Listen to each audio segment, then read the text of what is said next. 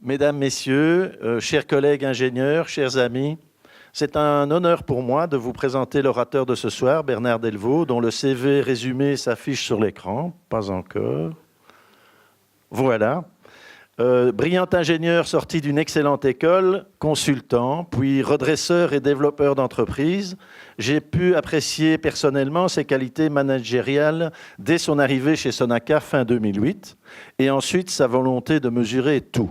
Alors vous connaissez les KPI, Key Performance Indicator, et aussi une phrase que Bernard, c'est une courte phrase en néerlandais que Bernard aime bien, qui est « Meten is weten », qu'il a probablement apprise dans son parcours avant d'arriver chez Sonaca. Et pourquoi veut-il mesurer tout? Eh bien, pour arriver à faire sans cesse mieux. Ce qui en soi est ma définition du progrès, c'est d'aller de l'avant. Comme on obtient rarement ce que l'on demande, Bernard met donc la barre haut, avec un certain sens de l'urgence du franchissement de cette barre.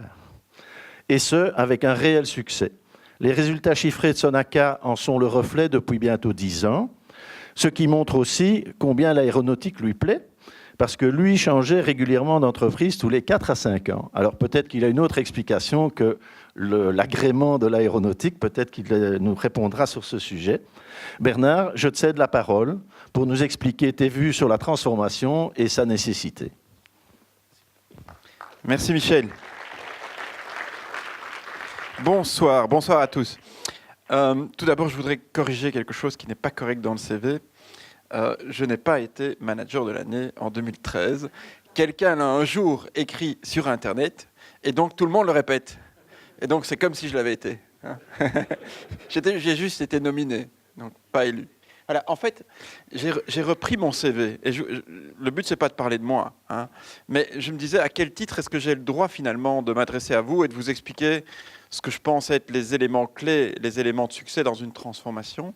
Et je pense qu'en fait, je ne suis pas un scientifique en la matière, je n'ai pas fait d'études avec des échantillons représentatifs susceptibles de me donner une vision complète de la situation, mais simplement, j'ai accumulé quelques expériences sur lesquelles, finalement, je me base pour en tirer une sorte de conclusion un peu générale.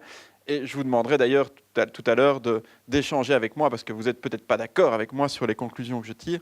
Mais si vous regardez mon CV, en fait, et Michel l'a résumé, vous allez voir que le point commun dans toutes les étapes de ma carrière, qui ont été pendant tout un temps effectivement des étapes plutôt de 5 ans, et puis récemment une étape de 10 ans qui n'est pas terminée à la Sonaca, le point commun, le fil rouge, c'est la transformation.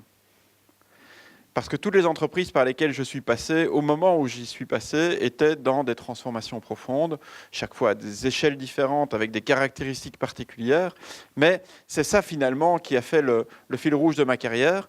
Et c'est ça qui me permet peut-être aujourd'hui d'en parler avec un peu d'expérience accumulée, empirique évidemment, pas scientifique, mais c'est sur cette base-là que je vais finalement vous partager mon expérience. J'ai commencé ma carrière en fait dans la sidérurgie. Je suis ingénieur civil électricien de l'Université de Liège. J'ai travaillé 3 jours à la centrale nucléaire de Tihange. Et au bout de 3 jours, pour une entreprise qui à l'époque s'appelait encore Intercom, qui a fusionné pour devenir Electrabel. Et je me suis rendu compte assez rapidement que ça ne me convenait pas. J'avais un contrat à durée indéterminée et je trouvais que c'était trop prévisible. Et donc je me suis retrouvé dans une PME. Et cette PME s'appelle Deloy-Mathieu, c'est une entreprise familiale dans laquelle en fait, j'étais très très rapidement les mains dans le cambouis en charge de construire une usine. J'étais ingénieur électricien, donc automaticien, et on m'a demandé en fait de faire l'automatisation d'une ligne de production qui existe toujours, qui est une ligne d'électrozingage basée à Marchins. Et puis donc responsable de production, responsable de l'usine. Et puis je me suis trouvé dans un schéma où cette usine était réintégrée dans le giron de Cockerill-Sembre, puisque ce n'était pas encore ArcelorMittal, c'était Cockerill-Sembre, qui entre-temps avait racheté Deloy-Mathieu, et j'allais dépendre de mon père. Ce qui était très désagréable, évidemment, pas directement de lui. Je crois qu'il devait y avoir à peu près 3 ou 4 niveaux hiérarchiques entre les deux, mais ça ne me plaisait quand même pas.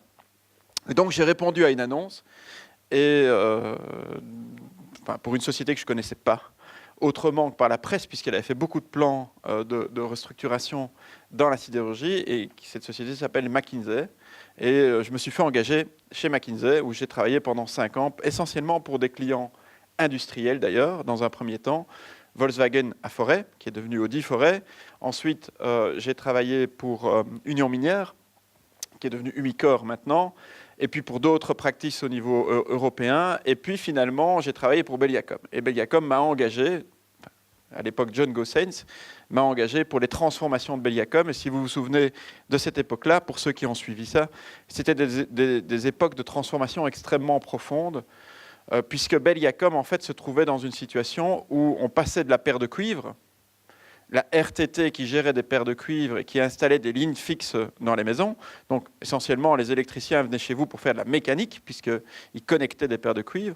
Et puis brusquement, tout changeait, puisque cette société allait être confrontée à la compétition. On ouvrait le marché, mais dans une période de transformation technologique extrêmement profonde, puisque c'était l'arrivée du mobile, c'était l'arrivée de l'ISDN et puis de l'ADSL et du VDSL, c'est-à-dire les données. C'était l'arrivée de la télévision numérique. Et donc, cette entreprise qui était confrontée à des réductions de coûts importantes, puisqu'elle est passée de 24 000 personnes à 14 000 personnes en 5 ans, sans un seul jour de grève, cette entreprise, en fait, devait se transformer aussi en termes de compétences, puisque les gens qui travaillaient sur les paires de cuivre n'étaient a priori pas les mêmes que ceux qui allaient devoir travailler sur l'ADSL, la télévision numérique ou le mobile. Sauf que ces gens avaient des contrats qui étaient des contrats à vie. C'était, et ce sont toujours d'ailleurs pour une partie d'entre eux, des statutaires, comme on dit, c'est-à-dire des gens qui ont un contrat à vie dans une entreprise qui était devenue une entreprise commerciale. Au bout de 5 ans, je me suis trouvé dans un environnement où John Gossens étant décédé, il a été remplacé par Didier Bellens, avec lequel j'avais plus de difficultés à fonctionner. Et donc, très rapidement, j'ai fait savoir autour de moi que je souhaitais faire autre chose. Et j'ai été contacté par Johnny Theis, qui venait de reprendre La Poste, qui n'était pas encore Bipost, qui allait devenir Bipost, et qui m'a un jour téléphoné alors qu'il ne me connaissait pas, et qui m'a dit « Vous devez venir faire à La Poste ce que vous avez fait à Belgacom ». C'est-à-dire participer à la transformation de l'entreprise, avec des circonstances très similaires, finalement.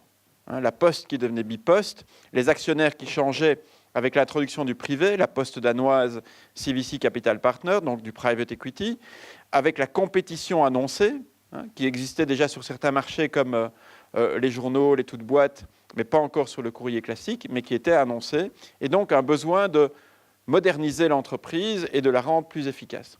Et donc j'ai fait ça pendant 5 ans, dans un contexte où j'étais responsable de grosso modo 80% de l'activité de la Poste, 80% du personnel en tout cas, puisque je gérais à la fois le courrier et les paquets.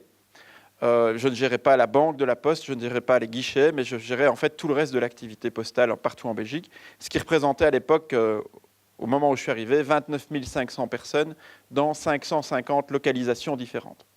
Pour vous montrer un peu la variété et la complexité de ce genre d'environnement. J'ai fait ça pendant 5 ans. C'est le hasard. J'ai du mal à convaincre que les 5 ans, c'est chaque fois le hasard, mais c'est le hasard. Et je me suis trouvé dans un environnement où, à un moment donné, Johnny Theis a re-signé un nouveau contrat de 6 ans. Et je me suis dit, c'est peut-être le moment pour moi de penser à autre chose. Et j'ai été justement contacté par un chasseur de tête qui était mandaté par le ministre Marcourt et qui m'a demandé si je ne voulais pas reprendre la direction de Sonaca. Sonaca, Michel s'en souvient bien, qui était à l'époque une entreprise en très grosse difficulté puisqu'on faisait 220 millions de chiffre d'affaires et qu'on a fait en 2008. Je suis arrivé en octobre 2008 et on a fait fin 2008 135 millions de pertes. Donc 220 millions de chiffre d'affaires, 135 millions de pertes, ça vous donne un peu l'ordre de grandeur. Sur ces 135 millions de pertes, il y en avait, je pense que c'est 65 qui sont opérationnels, le reste étant purement financière dans la première année. Mais même 65 millions de pertes par rapport à un chiffre d'affaires de 220 millions, c'est une situation de faillite en fait. Et donc on a essayé ensemble, avec Michel et avec tous les autres dans l'équipe, de relancer cette activité. On y reviendra sans doute, mais avec un certain succès, puisqu'aujourd'hui, on a une société qui fait environ, sur base annuelle, en année pleine, 750 millions d'euros de chiffre d'affaires et qui fait de l'ordre de 100 à 105 millions d'EBITDA. Donc, on a une entreprise qui, aujourd'hui, peut voir l'avenir avec un certain optimisme et peut se positionner, d'ailleurs, au niveau mondial d'une façon assez compétitive. Tout ça pour vous dire que on m'a demandé souvent, dans les universités, par exemple, de venir faire des speeches sur le change management, en disant, tiens, venez un peu parler du change management. Et donc, j'ai essayé de rassembler mes expériences et j'ai essayé de mettre en place, en fait, ce que les consultants appellent un framework, c'est-à-dire un cadre d'analyse basique, pas trop compliqué, où en se disant, tiens, si on arrive n'importe où, dans n'importe quelle entreprise, un des éléments clés, je pense, c'est que je m'étais rendu compte qu'en fait, les organisations humaines, les entreprises, mais même, on en parlera d'ailleurs sans doute, pas seulement les entreprises, mais par exemple une région, un pays, finalement réagissent, toutes ces organisations humaines réagissent un peu de la même façon. Et quel que soit le secteur d'ailleurs, hein, quel que soit le secteur industriel, les services dont on parle, on retrouve un peu les mêmes comportements et aussi quelque part les mêmes clés de succès quand on essaie de transformer ces organisations humaines. Donc j'ai essayé de rassembler mes idées et c'est ça que je vais partager avec vous. Et c'est ça aussi que je voudrais discuter avec vous, parce que le but, c'est qu'on puisse ouvrir la salle à la discussion et que vous puissiez, le cas échéant, partager aussi vos expériences, poser vos questions. Moi, je suis tout à fait disposé, comme j'ai l'habitude de dire, j'ai un avis sur tout, mais je peux en changer. Alors, pour revenir sur la nécessité de transformation d'abord, moi, je suis très frappé du fait que tout autour de nous est en train de changer à toute vitesse. Et que cette transformation-là, on la voit souvent et on la capte mieux quand on va à l'étranger que quand on reste en Belgique. Je suis très frappé quand je vais en Asie, par exemple, de voir à quelle vitesse tous ces pays sont en train d'évoluer. Tous ces pays sont en train de capter ces technologies et de les adopter beaucoup plus vite que nous. Comment ces pays sont en train de s'enrichir beaucoup plus vite que nous. Comment ces pays évoluent en termes de compétences aussi, parfois beaucoup plus vite que nous.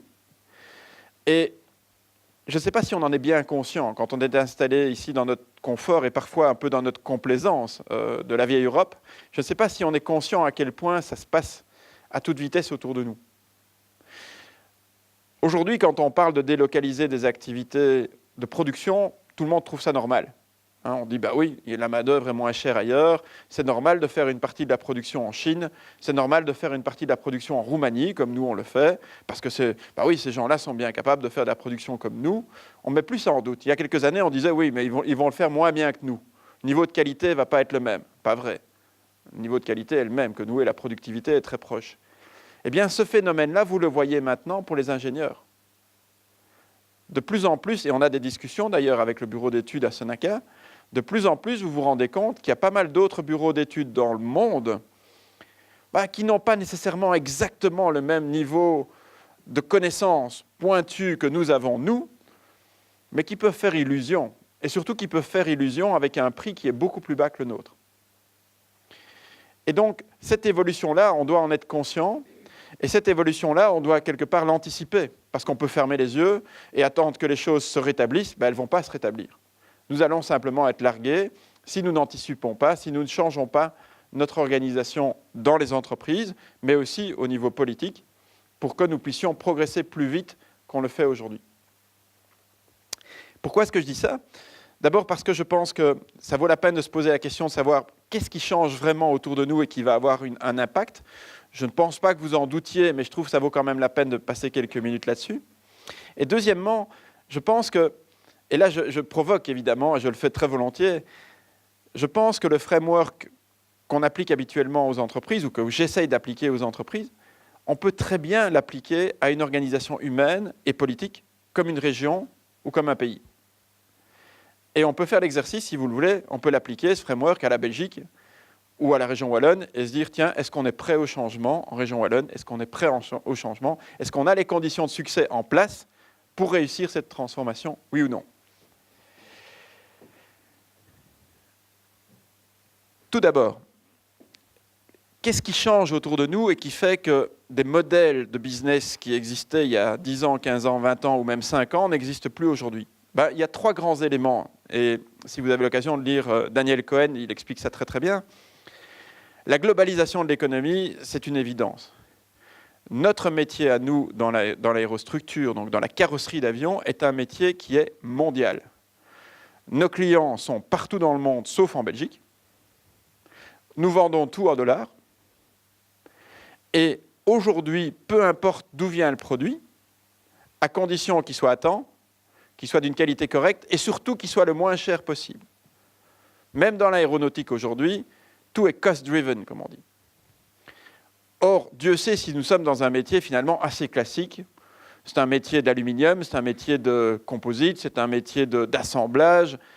On n'est pas sur Facebook ou sur Google, quoi. On est dans un métier extrêmement classique. Malgré ça, la globalisation fait que le produit que nous avons développé ici et que nous avons commencé à produire à Gosselies, qui est l'A320, le bord d'attaque de l'A320, aujourd'hui on en fait une partie à Gosselies, on en fait une partie en Roumanie et on en fait une partie en Chine.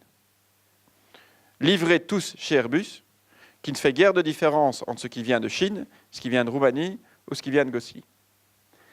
Alors ça c'est pour un métier aussi classique que l'aviation, mais vous prenez n'importe quel métier aujourd'hui, et évidemment plus il est digital et plus il est basé sur l'information, plus évidemment cette globalisation joue.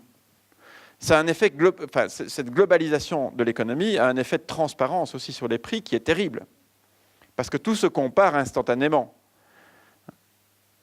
Moi, je suis passé dans une business school il y a 20 ans, dans laquelle on expliquait que la transparence allait à contresens de maintenir les marges. Et une façon de maintenir les marges, c'était de faire en sorte d'avoir un certain nombre de secrets ou d'opacité par rapport aux produits ou à nos marges. Aujourd'hui, c'est très difficile. Donc la globalisation de l'économie, personne ne va le contester. C'est un élément très très important qui nous pousse au changement et qui fait qu'aujourd'hui, dans beaucoup de domaines, on arrive à la conclusion qu'en Belgique, on n'a plus tellement d'avantages compétitifs.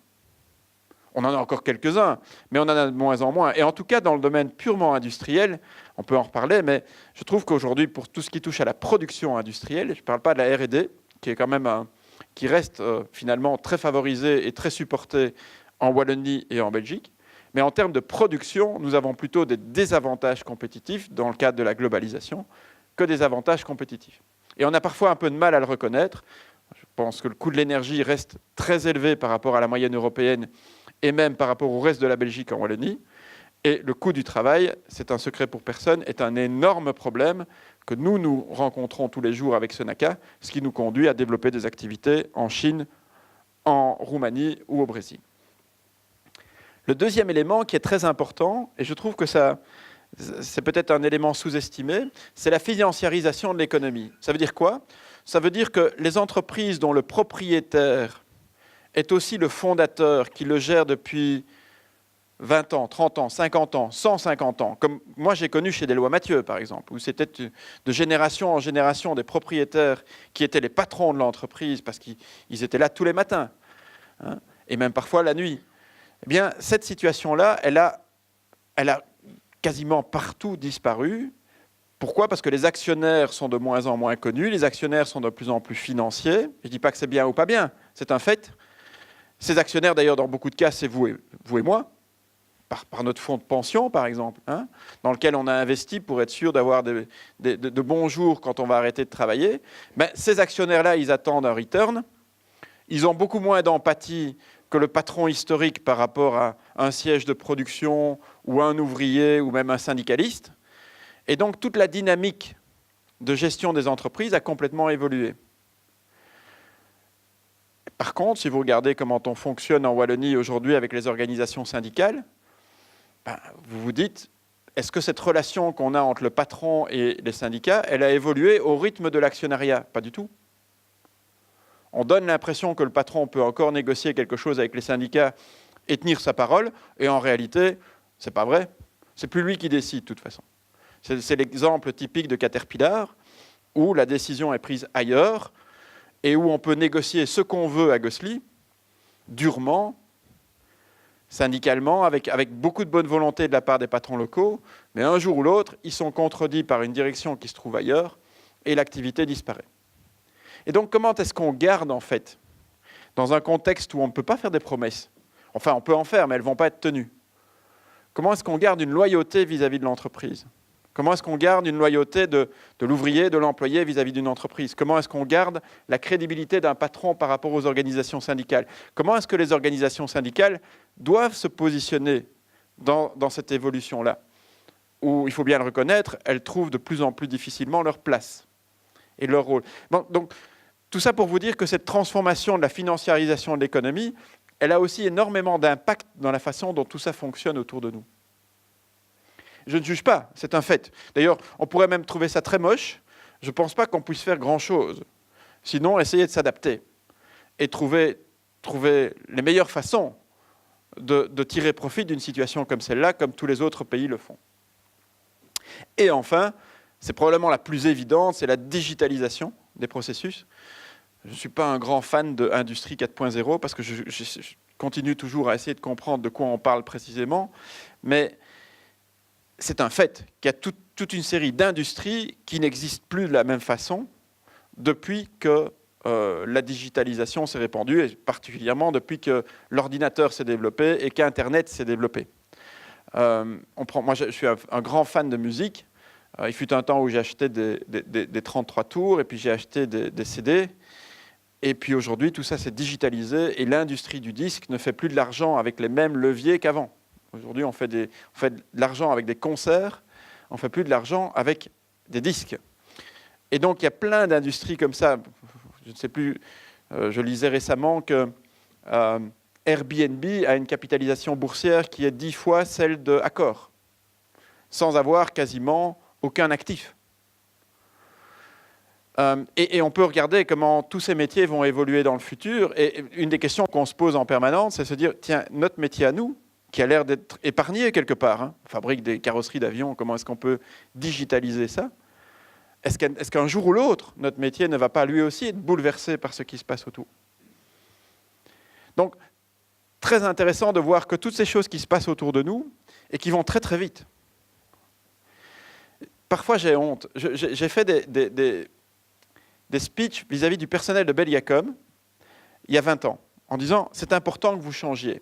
Et à l'époque, je prenais des exemples pour leur expliquer que la technologie qui évoluait vis-à-vis d'eux pouvait faire disparaître leur activité de base. Et je prenais l'exemple de la machine à écrire, en disant, à une certaine époque, il y avait des machines à écrire mécaniques, puis il y a eu des machines à écrire électriques, et puis il y a même eu des machines à écrire avec une ligne d'écriture, où on pouvait modifier la ligne d'écriture. Fabuleux, ça. Et tout ça a été balayé par le traitement de texte. Et les sociétés qui fabriquaient ces machines hyper compétitives avec une ligne corrigeable ont disparu de la circulation. Et donc, on a beau essayer de faire progresser incrémentalement nos produits, à un moment donné, il y a une vague qui arrive et qui bouleverse tout. C'est Nokia qui a été le roi du mobile, et puis qui, quelques années plus tard, n'était plus rien du tout. Donc, je crois qu'on doit se rendre compte qu'en fait, on doit se battre tous les jours, et on doit recréer tous les jours les conditions de son propre succès et de sa propre richesse. Donc, tout ça pour vous dire, important de réaliser un certain nombre de transformations, important d'avoir un œil très attentif par rapport à ce qui se passe ailleurs. Et donc, j'en reviens à mon framework, j'en reviens à mes conditions de succès. En disant, tiens, vous avez une entreprise, quelle qu'elle soit d'ailleurs, quel que soit le secteur, et vous vous dites, je dois la transformer, parce que mes clients évoluent, parce que les technologies évoluent, parce que la compétition évolue, parce que les marchés évoluent, peu importe, je dois la transformer. C'est quoi les conditions de succès ? Moi, j'arrive à 4 conditions de succès. Et ces 4 conditions de succès, je vais les expliquer peut-être avec quelques exemples. On va le faire pour les entreprises, si vous voulez bien. On peut le garder pour la fin aussi, pour le faire sur le monde politique, sur une région, sur un pays, parce que je pense que ça s'applique aussi. Et on peut l'appliquer encore à d'autres domaines. Je l'ai fait récemment pour l'armée belge. À la demande du Chief of Defense, j'ai appliqué mon framework à l'armée belge. Bon, vous verrez que c'est amusant aussi peut-être. Première condition de succès, quand vous transformez une entreprise, strong leadership, un leadership fort. Alors c'est basique, tout le monde dit, évidemment, hein, il faut un patron fort qui va gérer ça. C'est plus que ça quand même. Bon, c'est pas mal d'avoir quelqu'un qui effectivement incarne le changement, quelqu'un qui montre l'exemple, c'est important, CEO, directeur général, peu importe, mais c'est absolument pas suffisant. D'abord parce qu'en fait, le leadership, il ne vient pas d'une personne, il vient d'une équipe, mais surtout, il vient de l'alignement des objectifs. Une entreprise comme Sonaca, qui était une entreprise de taille moyenne, qui était une grosse PME, et qui est toujours d'ailleurs une grosse PME, on a besoin d'une équipe. Et c'est grâce à l'équipe qu'on a pu transformer cette entreprise. Et il fallait que cette équipe, en fait, soit complétée. Il y avait des gens de très grande valeur et de très grandes compétences. Mais au moment où moi je suis arrivé, il n'y avait clairement pas toutes les compétences nécessaires pour réussir. Et donc, on a essayé progressivement de compléter cette équipe avec les compétences qui manquaient, qui n'étaient typiquement pas des compétences technologiques ou techniques, ça, il y en avait beaucoup, mais qui, dans certains cas, étaient simplement des compétences managériales ou financières qui, à l'époque, n'étaient pas suffisamment présentes. Et puis, tout l'enjeu, dans ce cas-là, c'est d'aligner les objectifs. Moi, j'ai souvent l'habitude de dire que mon rôle principal à moi, c'est d'aligner les objectifs, d'aligner les énergies, en fait, de faire en sorte que les énergies ne se détruisent pas l'une l'autre, mais qu'elles s'alignent et qu'elles se renforcent. Et là, vous commencez à avoir un peu d'impact. Si vous parvenez à avoir une équipe autour de vous où les gens travaillent dans la même direction, vous avez une chance qu'eux-mêmes vont aligner les énergies dans leurs équipes et aligner les objectifs jusqu'en bas. Élément très important aussi, vous devez avoir un conseil d'administration qui vous supporte et qui va dans la même direction que vous. Ce n'est pas si évident dans les entreprises publiques. Parce que dans les entreprises publiques, moi j'ai vécu ça plusieurs fois, on vous demande d'atteindre des résultats qui sont économiquement satisfaisants, financièrement satisfaisants, et derrière, vous avez un conseil d'administration qui a des considérations politiques, tout à fait justifiées, mais qui peuvent être électorales, qui peuvent être de favoriser une région plutôt qu'une autre. Pas évident. C'est très intéressant de voir en fait que les transformations de Belgacom ou de La Poste ou de Sonaca, que je considère être plutôt des bons exemples de réussite de transformation, dans chaque cas, il y a eu un leadership très fort. Si vous prenez Belgacom, vous avez Goossens. John Goossens, pour ceux qui s'en souviennent, c'était un personnage de théâtre. C'est un personnage charismatique, très impressionnant. Quand il entrait dans la salle, tout le monde se taisait.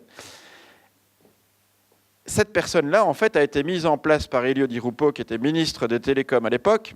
Et si vous vous souvenez de l'époque, il y avait une grosse bagarre entre le CEO et le président. Et Di Rupo est arrivé, il a dit « tabula rasa », c'était la phrase, « tabula rasa », on remplace le CEO, on remplace le président et le conseil d'administration, et on en fait une entreprise publique autonome. Ça veut dire quoi? Ça veut dire on n'intervient plus dans la gestion quotidienne. Et ils l'ont fait. Il y avait un conseil d'administration qui était essentiellement d'ailleurs représentant les pouvoirs publics, puisque c'était l'actionnaire à 100%, et puis ils ont vendu une participation minoritaire pour finalement entrer en bourse ensuite. Mais ce qu'ils ont tenu comme parole, c'est qu'ils n'intervenaient plus dans les décisions quotidiennes. John Goossens a choisi son équipe. Il s'est entouré de plein de jeunes d'ailleurs, beaucoup de jeunes gens dont j'étais, j'ai eu cette chance. Le conseil d'administration jouait son rôle de gouvernance, mais sans intervenir pour engager quelqu'un ou licencier quelqu'un d'autre ou influencer une décision dans une région ou dans une autre. Et l'entreprise a trouvé sa propre dynamique. Et on a pu aligner les objectifs du conseil et de l'executive committee, et puis les objectifs des managers. On a pu engager qui on voulait. Entre nous, d'ailleurs, au salaire qu'on voulait.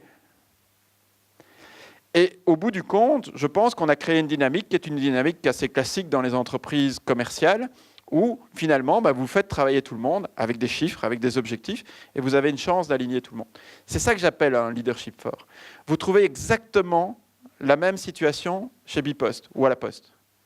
Johnny Theis arrive désigné par Van de Lanotte, qui est ministre des participations publiques à l'époque, et Van de Lanotte en a marre de M. Rambots, qui était le patron de la Poste à l'époque. Il vire le comité de direction, il vire le conseil d'administration, il met Johnny Theis en place, et Johnny a comme mission, avec son nouveau conseil, et d'ailleurs un partenaire privé qui rentre dans le capital, il a comme mission de créer une équipe professionnelle. Et donc, là aussi, il engage des gens qui viennent d'un peu partout. Et il garde toute une série de gens qui sont dans la maison et qui la connaissent bien, et il la complète avec des gens qui ont des compétences qui manquent dans l'équipe. Et il a un conseil d'administration qui n'intervient pas dans la gestion courante, qui n'influence pas les embauches.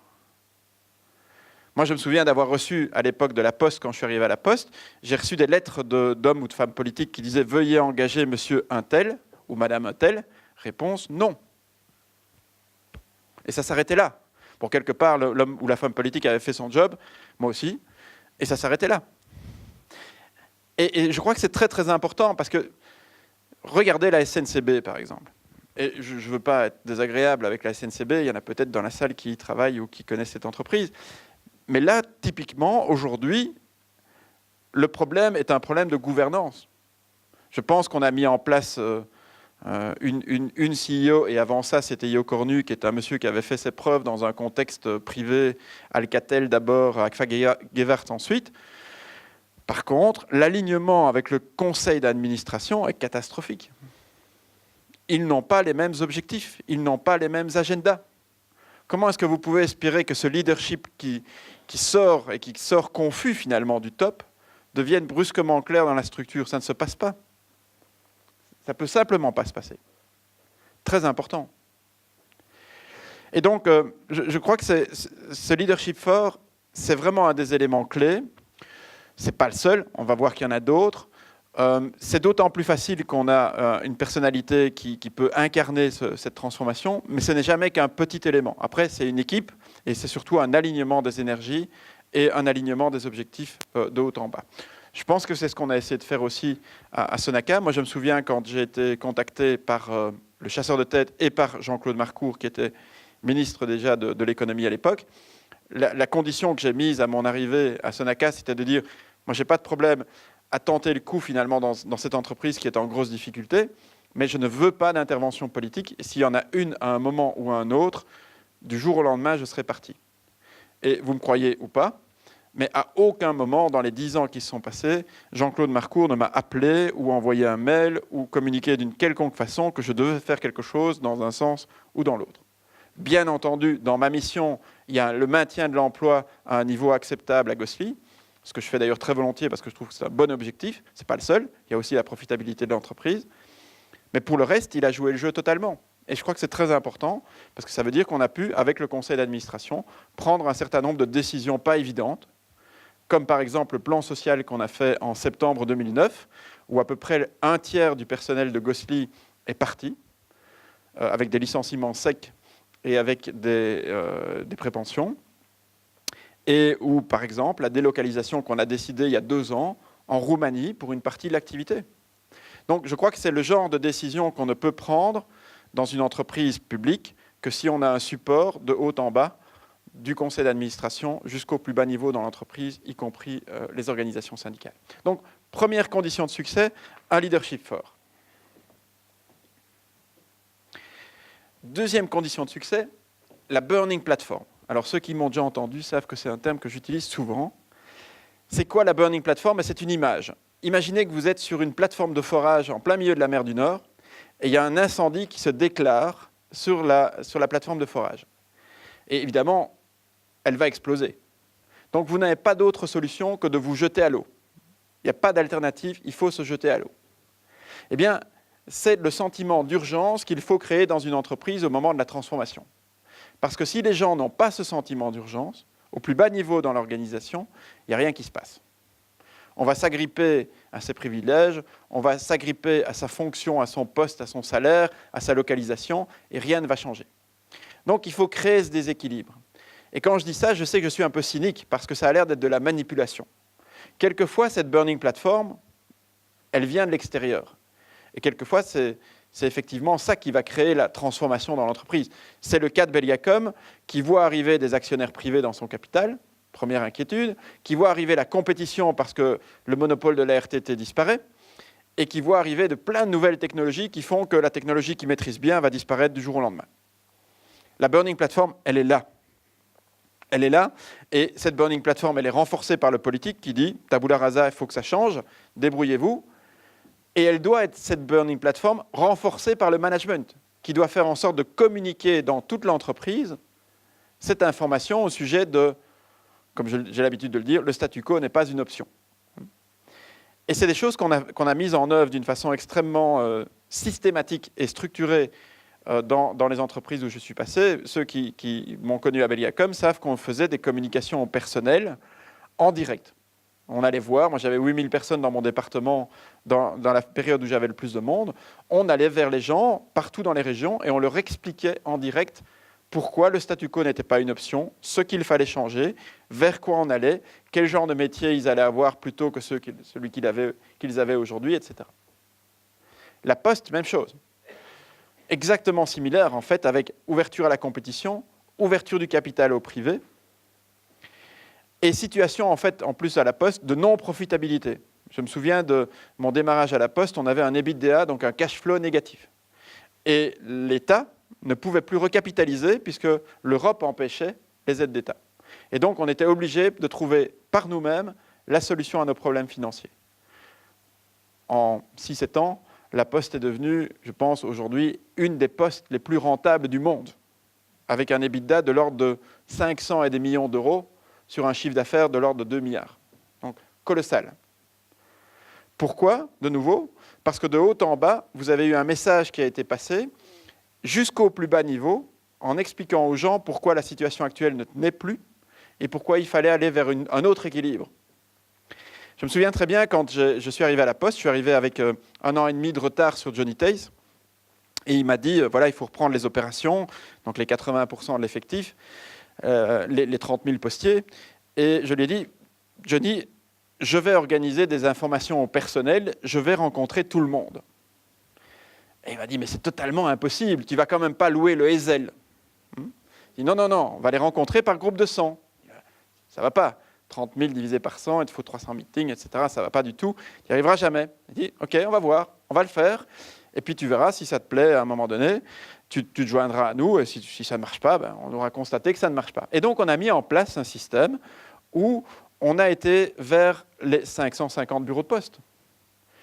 On faisait 8 meetings par jour, 100 personnes qui rentrent, on parlait pendant 40 minutes, 20 minutes de questions-réponses, ils sortaient, on recommençait avec un deuxième groupe de 100, on faisait ça la journée, on faisait ça la nuit, on faisait ça en Flandre, en Wallonie, on allait vers les gens, on avait un message qui était différent suivant les régions, on avait un message qui était différent en fonction des populations qu'on avait en face de nous, on avait étudié un peu ce qui tracassait les gens, et on a énormément crédibilisé notre démarche en faisant ça, parce que les gens, en fait, se rendaient compte qu'ils avaient en face d'eux, d'abord, des patrons qu'ils ne voyaient jamais, c'est la première fois qu'ils les voyaient, et deuxièmement, des gens qui leur parlaient de choses qui étaient concrètes pour eux, et qui anticipaient quelque part leurs questions, et qui venaient avec la réponse. Et donc, ça a été un formidable succès. Formidable succès en plus parce que les gens adorent évidemment quand on leur laisse la parole, et donc plus c'était dynamique, et plus il y avait un peu de tension dans la discussion, et plus les gens sortaient satisfaits, on leur demandait un avis à la sortie. Le plus amusant, c'était le vendredi, parce que c'était le jour de la distribution des pensions. Et comme vous savez, avec les postiers, quand on distribue les pensions, on a un petit verre à chaque fois. Et donc, ils avaient les sessions d'information après, ils étaient très dynamiques, très, très dynamiques. Et donc, voilà, on s'est beaucoup amusé avec ça. Ça a très, très bien marché. Et l'année suivante, Johnny Tays a dit, je vais avec vous. Et il a fait, évidemment, pas les 300 meetings, mais il en a fait un certain nombre. Et c'était fabuleux. Moi, j'ai vu des gens faire la file pour avoir un autographe. Donc, il voulait un autographe du patron. Donc, tout ça pour vous dire qu'on est devant en fait, des organisations humaines de grande taille qui ne voient pas, en fait, habituellement n'entendent pas en direct et ne voient pas pourquoi, en fait, ils doivent changer, pourquoi leur job est comme il est et pas autrement, etc. Et donc, quand vous allez vers eux et que vous parvenez à passer ces messages-là et créer cette burning platform, à ce moment-là, vous avez vraiment en face de vous, non plus des gens qui sont des obstacles, mais des gens qui ont la possibilité de faire en sorte de contribuer à la transformation. Et donc, cette burning platform, on la crée vraiment aussi en renforçant un certain nombre de messages. Moi, je me souviens d'avoir projeté des graphiques où on disait, regardez, voilà la courbe pour la Poste, voilà le squeeze entre les revenus qui baissent parce que le courrier diminue, parce que les gens n'envoient plus des lettres d'amour, ils envoient des SMS. Bon.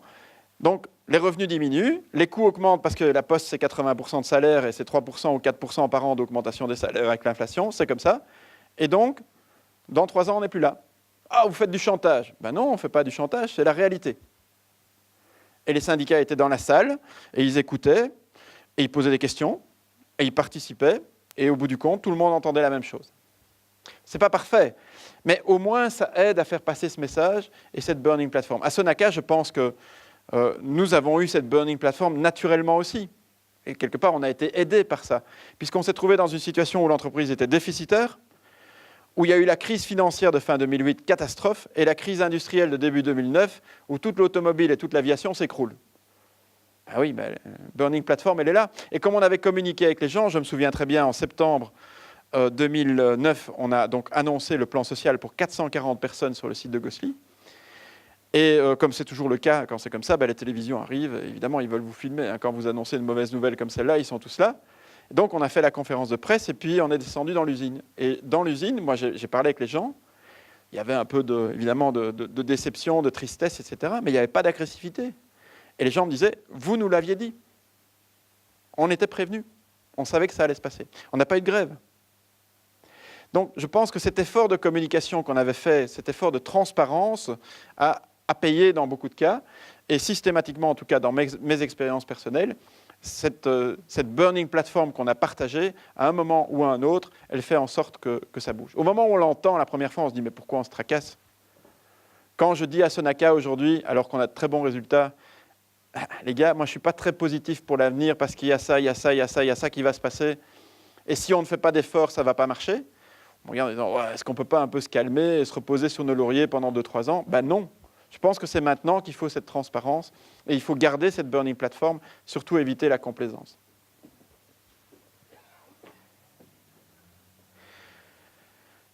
Troisième, donc première condition, strong leadership, leadership fort. Deuxième condition, burning platform. Troisième condition, il faut donner une perspective positive.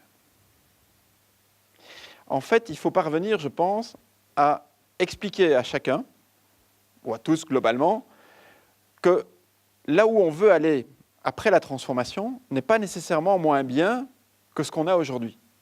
Parce que la première réaction humaine, c'est de dire « ouais, mais je vais perdre mes privilèges, je vais perdre mon job, je vais devoir me déplacer, je vais devoir apprendre des nouvelles choses, mes horaires vont être changés, peu importe. » Non, je pense qu'on peut partager un rêve. Moi, je le dis souvent, je crois qu'on a besoin de rêver. Et je crois que l'entreprise, le travail, où on passe quand même beaucoup de temps sur une journée ou sur une semaine, pourquoi est-ce qu'on ne rêverait pas dans son entreprise? Pourquoi est-ce qu'on ne peut pas participer à un projet collectif qui soit positif, qui soit enthousiasmant? Et qui d'autre que le management peut partager cette perspective, peut créer cette perspective et la partager?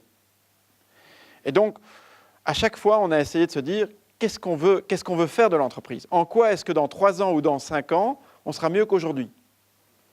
On a mis en place des nouveaux centres de tri à la Poste, et je peux vous dire que ce n'était pas nécessairement bien accueilli. Mais quand vous parvenez à mettre ça en perspective, et c'est beaucoup de travail, vous vous rendez compte que finalement, ça marche beaucoup mieux, c'est beaucoup moins cher, mais surtout, c'est beaucoup plus agréable pour le personnel qu'avant. Et donc, je me souviens très bien quand on est arrivé à Sonaca avec mon directeur financier à l'époque, qui venait de chez McKinsey, on a dit assez rapidement, en 2009, on a dit on va faire un plan stratégique à 3 ans, 5 ans. 3 ans précis, 5 ans un peu moins précis. Et on est arrivé devant notre conseil d'administration à l'époque en disant on va faire 50 millions d'euros d'EBITDA. Notre objectif à 3 ans, 4 ans, c'est de faire 50 millions d'euros d'EBITDA.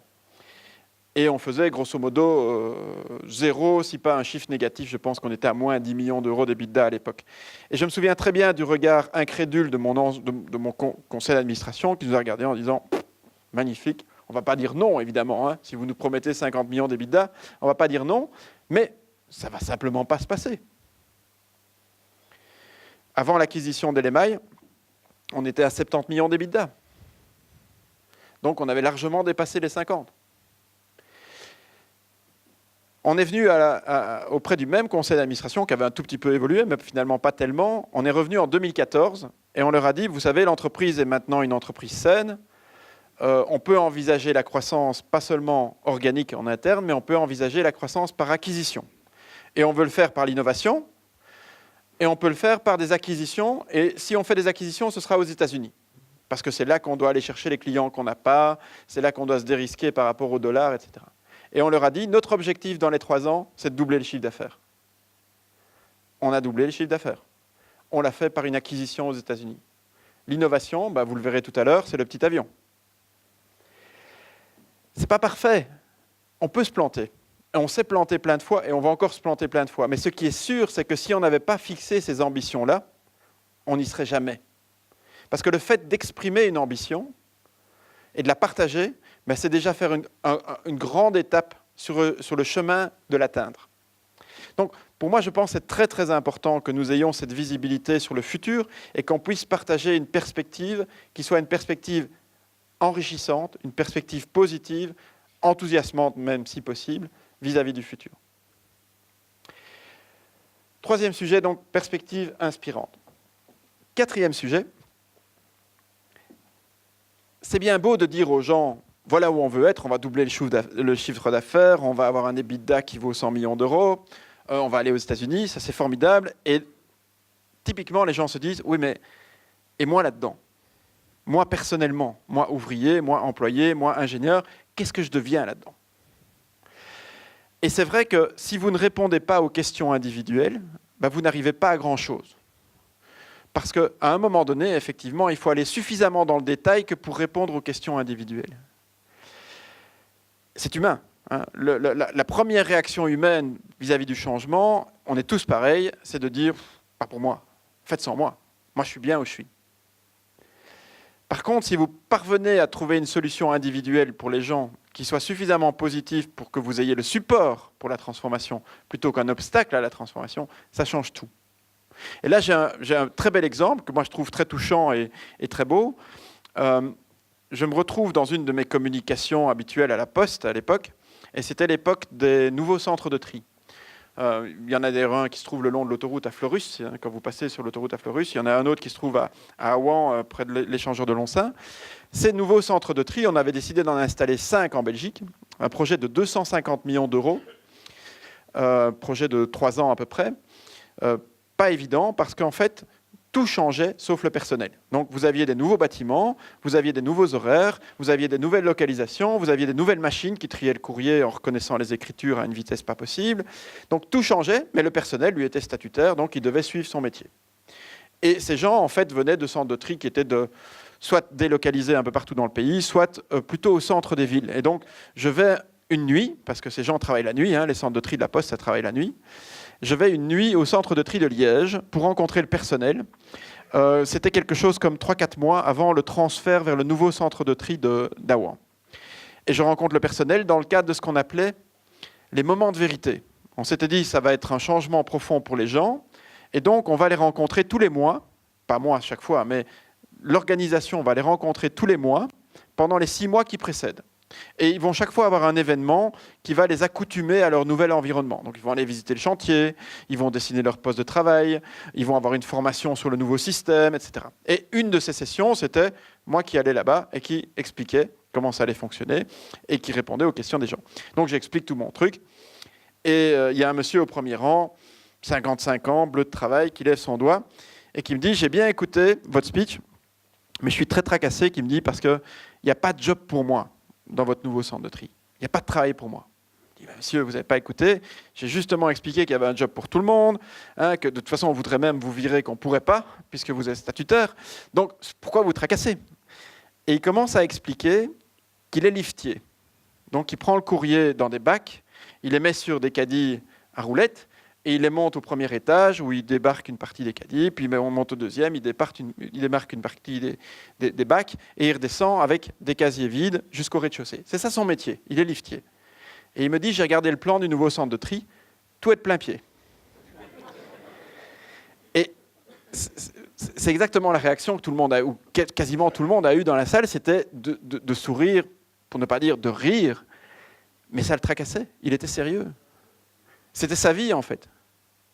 Et si on n'avait pas été capable de lui expliquer, ce qui était très facile pour moi, hein, c'était de dire, vous savez, on a des systèmes de transport de courrier avec des petits wagonnets et des chariots, des véhicules électriques, et vous allez être formé pour conduire ces petits tracteurs, et vous serez prioritaire pour avoir le job en question, parce qu'évidemment, on n'a plus besoin de liftiers, mais on a besoin de gens qui vont transvaser le courrier horizontalement. Après 5 minutes d'explication, j'avais un supporter. Donc, tout ça pour vous dire que parfois, ça tient à des détails. Hein. Et la question que les gens ont, qui est « What's in there for me ?» Qu'est-ce qui se passe pour moi dans une transformation est essentielle. Et donc, dans un plan de transformation, il faut venir avec la belle perspective, il faut venir avec le rêve, sinon ça ne marche pas. Mais il faut venir aussi, le plus possible, avec le problème et la solution en même temps. Et si possible, avec la solution individuelle. Et parfois, la solution individuelle, c'est un plan de prépension pour 20% du personnel. Hein. Ceux-là, ils vont être super heureux. Mais pour les 80% restants, il faut que vous veniez avec la solution aussi. Donc c'est beaucoup de travail, c'est beaucoup de préparation, mais c'est très très important. Donc mes quatre conditions. Alors elles valent ce qu'elles valent. 1, un leadership fort. 2, un sentiment d'urgence, une burning platform. 3, une perspective positive, une part de rêve. Et 4, une solution pour chacun. Eh bien, vous prenez, je pense, n'importe quelle entreprise, en tout cas celle que je connais, industrielle, service, etc. Et vous vous dites, si ces 4 conditions sont remplies, ben on est déjà bien positionné pour réussir le changement. Il manque plus grand-chose. Et puis vous dites, tiens, ben, pourquoi est-ce que dans certains cas ça ne marche pas? J'ai cité la SNCB. Vous pouvez appliquer le framework, vous allez voir qu'à différents endroits, il manque quelque chose. Il manque quelque chose pour que, effectivement, les 4 conditions soient remplies et qu'ils aient une chance de réussir. On a commencé avec le strong leadership, on a dit qu'il n'y est pas nécessairement parce qu'il n'y a pas d'alignement entre le conseil d'administration et le comité exécutif. Je ne suis pas sûr que jusqu'au plus bas de l'organisation, le sentiment d'urgence existe, même si de plus en plus il existe. Je ne suis pas sûr qu'il y a la part de rêve aujourd'hui. Est-ce qu'on leur a dit combien ils sont importants? Il y a quelqu'un de la STIB ici, qui je parlais tout à l'heure. Je me souviens d'avoir discuté avec des gens de la STIB qui est un peu dans la même situation, même si c'est moins grave entre nous que la SNCB. Et je discutais avec le comité de direction de la STIB en disant « c'est quoi votre plus gros problème aujourd'hui ?» Et la réponse a été unanime, c'était la croissance. Catastrophe, la croissance. Mais oui, mais quand vous avez un contexte qui est un contexte contraint budgétairement et que vous avez cette croissance en face de vous qui est exponentielle, c'est un énorme problème. Vous pouvez en faire un rêve fabuleux. Les besoins de mobilité à Bruxelles sont colossaux. Ça pourrait être la plus belle expérience industrielle, service, économique qu'on puisse imaginer pour un manager. Donc, je pense que c'est vraiment très important. Et bon, c'est de la com. Hein. Enfin, c'est raconter une histoire qui soit crédible, et puis c'est de la com. Voilà, bon, ça vaut ce que ça vaut. Hein, mon framework vaut ce qu'il vaut. J'aime beaucoup d'en parler, comme vous le voyez, et j'en parle d'autant plus volontiers que je pense qu'il y a ici pas mal de gens qui se sont trouvés dans des situations similaires ou on se trouve tous un peu dans des situations similaires. Et peut-être pour clôturer, je reviendrai sur le lien qu'il y a entre ce framework et une carte blanche qu'on a fait avec deux autres personnes il y a à peu près presque 2 ans en fait. Qui avait eu un écho assez large dans la presse et qui parlait de projets pour la Belgique. Alors, d'où est-ce que ça vient, en fait? Vous allez reconnaître les usual suspects avec Johnny Tace et Baudouin Meunier, puisque c'était mes collègues à la Poste, et pour l'un d'entre eux à Belgacom. En fait, moi, je m'étais dit depuis pas mal de temps, pourquoi est-ce que la région wallonne, pourquoi est-ce que l'État belge sont incapables de se réformer? C'est mon diagnostic, hein. Je peux me tromper, mais mon diagnostic est nous n'évoluons pas aujourd'hui assez vite par rapport à ce qui se passe partout autour de nous, et nous allons nous faire larguer. Enfin, on peut être d'accord ou pas d'accord, mais c'est en tout cas mon hypothèse de départ. Et dès lors, pourquoi est-ce qu'on n'évolue pas plus vite? Pourquoi est-ce qu'on n'est pas capable d'évoluer plus vite? Alors on peut se tourner vers les politiques et dire ça ne va pas, ils ne font pas ça correctement. Oui, mais qu'est-ce que ça veut dire? Qu'est-ce qu'ils devraient faire autrement? Et donc si vous prenez pour la région wallonne, ou si vous prenez pour la Belgique, ces 4 paramètres, et vous dites, est-ce qu'aujourd'hui, sur ces 4 paramètres, nous sommes capables d'être bons au point qu'on va transformer la société dans laquelle on vit? Est-ce que la Belgique, aujourd'hui, est une organisation humaine qui a un leadership fort? Je crois qu'on arrive tous à la conclusion que la lasagne institutionnelle qu'on a mise en place est aujourd'hui un énorme obstacle au changement. Pourquoi?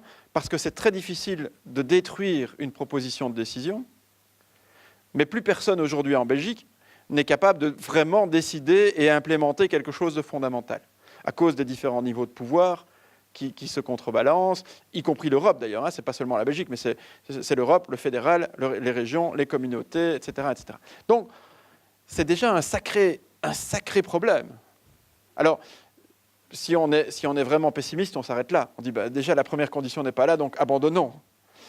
Et là, on s'est dit, non, on ne va pas abandonner là. On va partir du principe que la sixième réforme de l'État, qui est la 6e étape d'un processus de plus de 30 ans, a été l'objet de nuits à Val-Duchesse ou ailleurs, et de négociations de détails, etc. Et donc, on ne va pas passer à la 7e réforme de l'État où on refédéralise tout du jour au lendemain. Ça, c'est un rêve, en tout cas, auquel je ne crois pas du tout.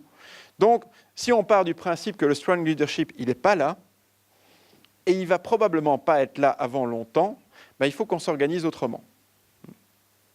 Et donc, on passe aux conditions suivantes. Et les conditions suivantes, c'est de se dire, est-ce que le sentiment d'urgence, il est là, dans la population belge? Et là, je vais peut-être vous étonner, mais je pense que oui. Je pense que le sentiment d'urgence, il est beaucoup plus là dans la population que dans le monde politique aujourd'hui. Et il y a eu toute une série d'événements à l'époque de notre carte blanche qui n'avaient rien à voir avec notre carte blanche, qui précédaient notre carte blanche, qui ont fait monter le sentiment d'urgence. Les attentats, avec tout ce que ça a de tragique, a fait monter le sentiment d'urgence. La problématique des tunnels qui s'effondraient à Bruxelles, ça a fait monter le sentiment d'urgence. Avec un énorme risque, hein, c'est que ce sentiment d'urgence se traduise par du populisme, en fait. Par un dégoût de tout, et par des solutions simples qui sont proposées par des gens qui, en fait, n'ont pas de solution, mais qui vous racontent des histoires. Mais le sentiment d'urgence, il est là. Et je pense que les hommes ou les femmes politiques qui comprendront ou qui comprennent aujourd'hui que les gens veulent autre chose, sans très bien savoir quoi, mais ils veulent autre chose, ben, ils ont une chance de surfer sur ce sentiment d'urgence. Troisième axe, c'est l'axe de la perspective. Moi, je trouve qu'aujourd'hui, on a un énorme problème, c'est qu'on ne rêve pas. Le Belge ne rêve pas de son avenir, il ne rêve pas de la grandeur du pays, il ne rêve pas de la grandeur de son armée, il ne rêve pas de projets technologiques fabuleux. Je trouve que l'exemple magnifique, c'est JFK, c'est Kennedy, qui dit au début des années 60 à tous les Américains, avant la fin de la décennie, on marchera sur la Lune, et qui fait travailler des milliers d'ingénieurs et qui paye des milliards, et en 69, il marche sur la Lune.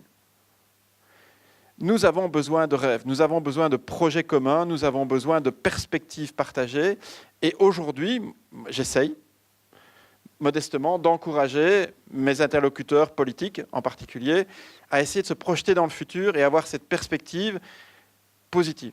Parce que dans une entreprise, vous savez qu'on passe beaucoup de temps dans les entreprises à couper les coûts. Bon. Et je suis un grand spécialiste. Bon. Mais je peux vous assurer que si dans une entreprise, vous ne parlez que de ça, au bout de 6 mois, il n'y a plus personne qui vous suit. Tout le monde en a ras-le-bol. Et Dieu sait s'il faut couper les coûts, surtout dans notre industrie. Mais il faut parler d'autre chose. Il faut avoir d'autres perspectives que simplement réduction d'effectifs, productivité augmentée, etc. Il faut autre chose que ça. Je pense qu'en tant que citoyen, avec le monde politique qu'on a autour de nous, c'est la même chose. On a besoin d'autre chose. D'où cette idée de dire « faisons rêver les gens ». Mais faisons-les rêver avec quelque chose de concret quand même. Hein. Donc faisons-les rêver avec des projets. Et des projets qui les touchent. Et puis, essayons de trouver une solution pour chacun. Et là aussi, quelque part, parfois, on a l'impression qu'on communique sur le problème, mais on ne communique pas sur la solution. Et mon expérience, c'est que quand vous amenez un problème, il faut venir avec la solution très vite derrière, sinon vous avez le chaos entre les deux. D'où l'idée qu'on avait eue à l'époque, qui vaut ce qu'elle vaut, hein, de dire, mais pourquoi est-ce que la Belgique n'a pas 4-5 grands projets ? Un sur la mobilité, un sur l'énergie, qui est un vrai souci, hein, indépendance énergétique, problèmes environnementaux, coût de l'énergie pour les entreprises, pour les particuliers. Le vieillissement, le paiement de la sécurité sociale et des pensions. L'enseignement, mais ça c'est c'est une matière qui est communautaire. J'en oublie. J'ai oublié les deux autres. Mais donc on était venu avec 5 thèmes. Et en fait, ce qu'on disait, nous, c'est, puisque vous n'avez pas ce leadership fort au niveau du gouvernement, donc de la hiérarchie, bah, créons-le en créant des projets transversaux. Et en se donnant des objectifs à 5 ans, 10 ans, 15 ans, 20 ans, long terme, bien au-delà d'une législature. Comme ça, aucun homme politique n'a peur de ne pas atteindre ses objectifs, parce qu'aujourd'hui, il y a une tentation de ne pas s'engager sur des chiffres, parce qu'on pourrait être pris en défaut de ne pas les atteindre. Oui, mais si c'est suffisamment long terme, c'est d'autant plus facile de se mettre d'accord sur les objectifs. Et en plus, on ne vous reprochera pas, en tant qu'homme politique, de ne pas avoir atteint ces objectifs, parce qu'il y aura tellement de choses qui vont changer d'ici là. Mais au moins, on peut partager des objectifs. Et donc, on avait fait toute une explication là autour. On a été pas mal écoutés par les partis politiques de tous bords, d'ailleurs du Nord, du Sud. On a essayé d'expliquer, on nous a dit c'est bien beau, mais la mobilité, par exemple. C'est quoi les objectifs en termes de mobilité ? Mettez-vous à 15 ans, et à 15 ans, demandez-vous si c'est possible de réduire les temps de trajet de 30%, par tous les moyens. Vous prenez un panier de trajet comme vous prenez un panier pour l'inflation, et vous réduisez tous les temps de trajet de 30% en moyenne. Au même moment, en même temps, vous réduisez les accidents de 30%, sur les routes, dans les trains, dans les avions, etc. Et au même moment, troisième objectif simultané, vous réduisez les émissions de polluants de toutes sortes, de poussière, de 30%. 30% de réduction de temps de trajet, 30% de réduction de polluants et 30% des accidents. Et vous faites ça avec une contrainte qui est de ne pas dépenser plus qu'aujourd'hui. Mais vous mettez dans le panier budgétaire tout ce qu'on dépense aujourd'hui, sur les routes, dans les trains, dans les métros, la problématique de la fiscalité sur les voitures de société, etc. Quand vous parlez avec les hommes politiques, ils vous disent personne ne peut être contre. Non, évidemment, des objectifs comme ça, personne ne peut être contre. Et quand vous en parlez avec des spécialistes de la mobilité, ils vous disent oui, c'est tout à fait possible ce que vous racontez. Ça va prendre 15 ans, et on va y aller progressivement. Mais il faut qu'on se coordonne. Oui, effectivement. Alors essayons de nous coordonner avec un projet pour essayer d'atteindre des objectifs de ce type-là. Voilà. Donc je trouve que le framework en soi a son mérite aussi quand on l'applique à n'importe quelle organisation humaine et même à des organisations de citoyens ou des organisations politiques. Voilà. Mon seul but, c'était de partager ces quelques idées avec vous, de provoquer un petit peu aussi. Et j'espère que ça va au moins provoquer quelques questions. Merci beaucoup.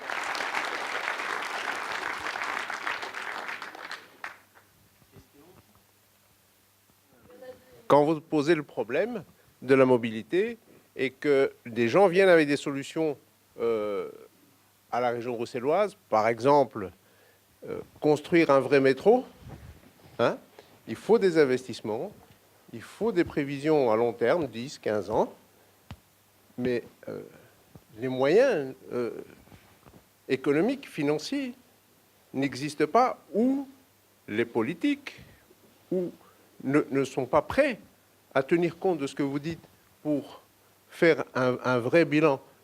On a fait il y a des propositions qui ont été faites pour avoir créé un vrai métro à Bruxelles. Quand vous voyez qu'il faut 30 ans pour faire un RER, l'objectif dont vous parlez est là, mais où est la volonté, où est le leadership? Il n'existe pas. Donc, avec ces lacunes-là, je serais très intéressé de voir comment on peut les convaincre d'atteindre les objectifs. Ce que je pense, c'est que ce n'est pas un problème de moyens, et je peux vous donner 2-3 exemples, c'est un problème d'ambition et d'organisation. Mais ce n'est pas un problème de moyens. Si vous prenez l'enseignement aujourd'hui en communauté française, l'enseignement obligatoire, je ne sais pas si certains d'entre vous ont pris le temps de lire tout ce qui touche au pacte d'excellence, et en particulier les études de McKinsey qui ont précédé le pacte d'excellence, ils vous montreront, études PISA, etc. à l'appui, que nous avons un des pires enseignements obligatoires en Europe aujourd'hui, en termes de résultats, mais nous avons un des plus chers. C'est un des plus coûteux qui existe. Bon. Et qu'on peut faire des choses, à mon avis, beaucoup mieux en termes de résultats, avec à la limite moins d'argent. Je ne dirais pas la même chose pour l'enseignement universitaire supérieur, qui lui est sous-financé, mais en tout cas sur l'enseignement obligatoire, c'est très très clair. Et dans beaucoup de domaines, c'est comme ça, je pense.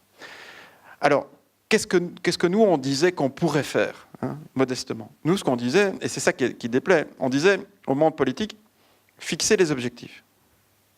Et fixer des objectifs, c'est éminemment politique, c'est très important. Et ce n'est pas simple. Il y a le fameux trilemme énergétique, par exemple, qui est l'équilibre entre la sécurité d'approvisionnement. Est-ce qu'on veut encore acheter du gaz aux Russes, du pétrole aux Arabes, ou est-ce qu'on veut produire nous-mêmes pour être indépendants? Le prix de l'énergie pour le consommateur industriel ou pour le consommateur résidentiel.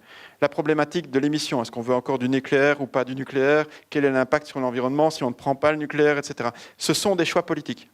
Et ça, ce sont des grands objectifs. Et typiquement, dans l'énergie, c'est un objectif à 25 ans ou à 30 ans. C'est normal. J'ai parlé avec Jean-Pierre Ansen il y a quelques mois, qui me disait les Suédois ont décidé à 25 ans d'avoir 100% de renouvelables. Il me disait, si les Suédois sont parvenus à le faire, pourquoi est-ce que la Suédoise n'est pas capable de le faire? Et je trouve que l'expression est très belle, mais c'est possible. Bon. Et donc la question n'est pas est-ce que le nucléaire sera parti en 2025? Entre nous, tout le monde s'en fout. Enfin, en tout cas, moi, je m'en fous. La question, c'est qu'est-ce qu'on a dans 25 ans et comment est-ce que c'est équilibré et quels sont les grands choix politiques qu'on va mettre en œuvre pour atteindre le bon équilibre dans le trilemme en question. Et puis, l'idéal, ce serait que le monde politique fasse un pas de recul et dise « je ne gère pas ». Et c'est exactement ce qu'il a fait avec Belgacom, c'est exactement ce qu'il a fait avec La Poste, c'est exactement ce qu'il a fait avec Sonaca. À un moment donné, il a fixé les objectifs, il a fixé le cadre, et il a dit, les gars, gérez. Je vais vérifier les progrès. dans une gouvernance de transparence, de professionnalisme. Et si ça avait dérivé, il serait intervenu. Mais tant qu'on est dans les objectifs et qu'on progresse comme prévu, pourquoi intervenir ? S'il intervient, il va perturber. Il va vouloir donner sa touche politique. C'est le problème des mesures. L'homme politique, il pense qu'il est là pour prendre des mesures. Non. Je pense qu'il est là pour, à un moment donné, obtenir des résultats. Et ce n'est pas nécessairement en prenant des mesures isolées qu'il va y arriver le mieux possible. Mais c'est effectivement une discussion pas facile à avoir avec eux, hein, parce que ce n'est pas comme ça qu'ils fonctionnent. Ce n'est pas comme ça qu'ils ont l'impression d'être mesurés. Donc ce n'est pas évident. Mais je crois que c'est, pour une bonne part, une des voies pour que notre pays progresse, c'est de travailler d'une façon un peu plus professionnelle, plus long terme, avec des projets transversaux. Très amusant, moi j'ai discuté avec la NVA de ça. Je m'attendais à avoir du côté NVA des discussions très difficiles où ils disaient non, la Flandre va faire son truc de son côté et la Wallonie ou Bruxelles de l'autre. Pas du tout. Vous avez une branche de la NVA qui est extrêmement logique et pragmatique, qui dit évidemment la mobilité ne peut s'envisager qu'au niveau de la Belgique. Ça n'a pas de sens, la mobilité sur Anvers et la mobilité séparément sur Bruxelles. Ça n'a pas de sens, il faut que ce soit lié. Donc je crois qu'il y a parfois plus de bon sens qu'on le croit, mais bon, voilà, il faut y arriver. Moi, je vois toujours le bon côté des choses. Le plan d'investissement de Charles Michel est une petite conséquence, à mon avis pas du tout idéale et pas nécessairement bien construite, mais de toute cette réflexion-là, où il disait qu'il faut se projeter dans le futur. Mais on ne commence pas avec les investissements, on commence avec les objectifs, on en déduit un plan d'action, et enfin on en déduit les investissements. On ne commence pas avec les investissements. Bernard, si je puis me permettre, comme tu as parlé de la Burning Platform et du sentiment que tu trouves que les Wallons et peut-être les Bruxellois et même les Flamands ont d'une volonté de changement, qu'est-ce que tu penses des initiatives citoyennes ? Bon, d'abord, je trouve que c'est très bien que les citoyens pensent qu'ils ont un rôle à jouer dans la politique au sens noble, c'est-à-dire dans la gestion de la cité. Donc je trouve ça très très bien. Je pense par contre, et je vais être très politiquement incorrect en disant ça, je pense que ce n'est pas souvent efficace. Pour avoir encore suivi parfois de près et parfois distraitement ces derniers mois, c'est très difficile de mettre les gens d'accord autour de sujets de société. Dans une entreprise, quand vous mettez une stratégie en place, vous ne rassemblez pas votre personnel, les 2000 personnes de Sonaca, en disant « Écoutez les gars, on ne va pas sortir d'ici tant qu'on ne s'est pas mis d'accord sur la stratégie de demain. » Ce n'est pas comme ça qu'on fait. On prend des éléments d'analyse, on demande à des spécialistes sur différents niveaux, on rassemble ça dans une petite équipe de 3, 4, 5 personnes, et puis on décide. On décide et puis on communique. Et on essaye de dire, c'est ça qu'on va faire, est-ce que vous suivez, à quelles conditions, comment, etc. Mais il y a là aussi besoin d'un leadership fort. Et je trouve que le modèle français est quand même, prouve une fois de plus, avec Macron, que la personnification dans la transformation politique est très importante. Et donc, il y a place pour des initiatives citoyennes, mais elles ne vont pas tout résoudre isolément. Moi, ce qui me frappe, c'est que, regardez le hockey. On est super bon en hockey. Pourquoi ? Regardez les scouts. On réunit 30 000 scouts ici un week-end. Enfin, je pense que les gens, il y a un réservoir d'implication et d'énergie extraordinaire, pour autant qu'on donne du sens. C'est le point 3, hein. Plus on va vers des générations jeunes, plus ils sont demandeurs d'avoir du sens. Ils sont peut-être moins carriéristes que nous et encore plus intéressés du sens de leur travail, de leur contribution à la société. Tout à fait d'accord. Et on nous en parle peu, il faut le reconnaître, c'est pas une critique. S'il vous plaît, ne sortez pas d'ici en ayant l'impression que je critique le monde politique, parce que je ne voudrais pas être à leur place. Et d'ailleurs, ils me le disent souvent, tu n'as qu'à venir à notre place, et ça ira bon. Mais c'est pas le but. Et franchement, je pense qu'ils ont un métier très difficile. Mais c'est un domaine dans lequel, aujourd'hui, on ne les entend pas. On ne les entend pas donner du sens ou de l'ambition. Les fédérations professionnelles, les associations d'ingénieurs clament partout qu'il manque 500 ingénieurs formés en plus par an. On engage beaucoup d'ingénieurs français pour l'instant. Et c'est pas mal, je veux dire, je ne suis pas anti-français ou a fortiori raciste vis-à-vis des Français, mais on en engage quand même beaucoup, surtout dans des fonctions opérationnelles. Donc la question, c'est comment est-ce qu'on attire en fait les talents vers les métiers techniques. que ce soit d'ailleurs les ingénieurs, les informaticiens, les scientifiques de haut niveau, etc. Et donc, il faut effectivement renforcer le message. Moi, je ne suis pas contre l'idée d'avoir des incentives carrément qui découragent en fait, un certain nombre de formations qui conduisent au non-emploi, parce qu'on continue quand même dans l'enseignement supérieur à former des gens en sachant très bien qu'ils vont sortir de l'université sans emploi et rester sans emploi. Et à côté de ça, on a effectivement péniblement 200 ingénieurs à Liège qui sortent toutes les années, et on pourrait en avoir un 100 de plus, ça ne poserait pas un problème, quoi. Mais c'est compliqué, c'est compliqué. Je vous avoue que je ne suis pas un grand spécialiste de l'enseignement, donc je ne sais pas vous aider beaucoup. Mais je trouverais assez normal que, d'une façon ou d'une autre, en quelque sorte, on décourage, même financièrement, les formations qui conduisent clairement à un non-emploi. Soit parce qu'on fait un Minerval qui est plus coûteux, par exemple, on dit vous voulez vraiment aller dans cette formation-là? Pas de problème, vous payez plus cher. Vous avez le droit, mais c'est plus cher. Ou d'autres systèmes qui disent si vous choisissez ce type de cursus ou de filière, votre indemnité de chômage est limitée dans le temps. Est-ce que justement le manque d'ingénieurs n'est pas peut-être lié à un snobisme du fait qu'on engage des ingénieurs à des postes qui ne nécessitent peut-être pas des ingénieurs? Oui, mais bon, voilà, ça m'étonne même. Ça m'étonne même parce que, honnêtement, qu'est-ce qu'on engage quand on engage un ingénieur? On engage quelqu'un qui sait apprendre, parce qu'il a prouvé qu'il sait apprendre. On engage quelqu'un qui sait raisonner, logiquement. Malheureusement, et ça c'est vraiment ma grande frustration, on n'engage pas nécessairement quelqu'un qui sait communiquer. Et c'est compliqué de faire comprendre aussi aux facultés, par exemple, de sciences appliquées, qu'il faut passer du temps là-dessus. Il faut passer du temps sur la communication, il faut passer du temps sur le project management, la gestion de projet, la gestion d'équipe. Mais bon, voilà. Non, moi, j'ai pas l'impression. Aujourd'hui, vous savez, dans la réussite d'une entreprise, c'est la réussite des gens. Si moi, je ne pouvais, d'une façon ou d'une autre, n'engager que des ingénieurs, mais avec des profils différents, complémentaires, j'engagerai que des ingénieurs. Donc, et chacun va trouver sa place. Chacun va se développer comme il a envie, comme il aime de le faire. Mon patron à Belgacom, à qui je demandais conseil pour ma carrière, et qui avait 58 ans, et il est mort à 58 ans, brusquement d'ailleurs, m'avait dit, écoute, c'est très simple, les carrières, c'est de la chance. Rien que de la chance.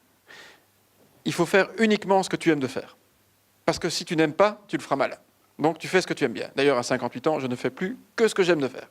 Bon, il avait raison, parce qu'il est mort quelques mois après.